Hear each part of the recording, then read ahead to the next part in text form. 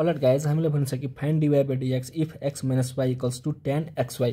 So सबभन्दा पहिला हामीले यसको सोलुसन लेखौँ हो यो के छ x minus y equals to tan xy हो। हामीले के हेरेको छौँ कि हामीले के भनिसक्यो फाइन्ड dy by dx र क्वेसनमा पनि हामीसँग के छ यहाँ x पनि छ y पनि छ भन्दाखेरि हामीले यसलाई डिफरेन्सिएट विथ रिस्पेक्ट टु x गर्दा पनि हाम्रो एन्सर आउँछ अनि डिफरेन्सिएट विथ रिस्पेक्ट टु y गर्दा पनि हाम्रो यो एन्सर आउँछ हो। तपाईलाई जुन इजी लाग्छ त्यहीबाट गर्दा हुन्छ है।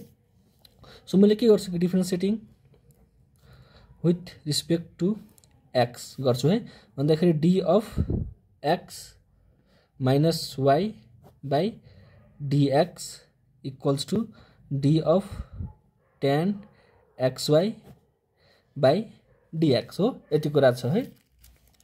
अब हामीले के हेरेको छौँ यसलाई चाहिँ कसरी लेख्न पायो dx by dx minus dy by dx equals to हेर यहाँ हामीले एउटा कुरा बुझ्नुपर्छ है जस्तै डेरिभेटिभ अफ tan x हामीले पढेको थियौँ है भन्दाखेरि डेरिभेटिभ अफ tan x भन्दाखेरि विथ रिस्पेक्ट टु x यहाँ x थियो भने यहाँ x थियो भन्दाखेरि हामीले के पढ्यौँ सेक स्क्वायर x पढ्यो हो। मानौ derivative of tan y with respect to dy हो के पढेको थियो सेक स्क्वायर y पढेको थियो हो। यस्तो पढेको थियो नि कि यहाँ हामीसँग एङ्गलमा के छ त्यो कुरा तल थियो हो। यहाँ एङ्गलमा के छ हामीसँग यहाँ सेम कुरा छ तर यहाँ हामीसँग एङ्गलमा के छ xy र हामीसँग तल के छ dx छ भन्दाखेरि हामीले xy थप्नु पर्यो भन्दाखेरि d of tan xy of d of xy into d of xy by dx हो। यति कुरा यो कट हुन्छ माथिको कुरा त्यही जान्छ। मैले भनेको कुरा बुझ्नु भने हो।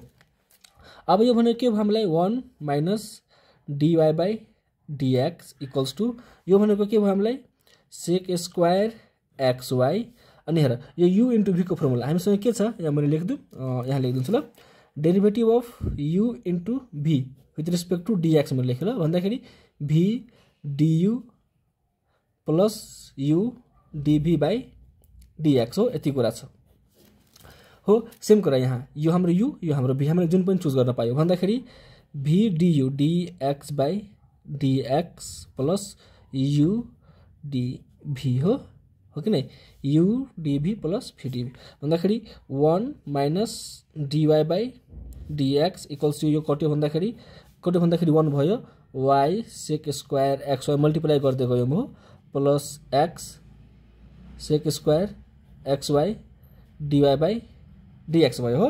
अब हामीले के हेरेको छौँ कि हामी यो dx भएको टर्म लेफ्ट साइड र यो टर्म लेफ्ट साइड लगाउँ भन्दाखेरि 1 minus y sec square xy यसलाई उता गयो भने equals to x sec square xy dy by dx minus छ यता गयो भने plus dy by dx। So यहाँबाट dy बाई dx कमन लिउँ र हाम्रो एन्सर आइसक्यो भन्दाखेरि 1 minus y sec square xy equals to x sec square xy plus 1 common लियो भने sir dy by dx common लियो प्लस 1 आउँछ यहाँ dy by dx therefore dy by dx equals to के भयो हाम्रो यो यता आयो भने 1 minus y sec square xy by x times sec square xy plus 1 and this is our required answer हो।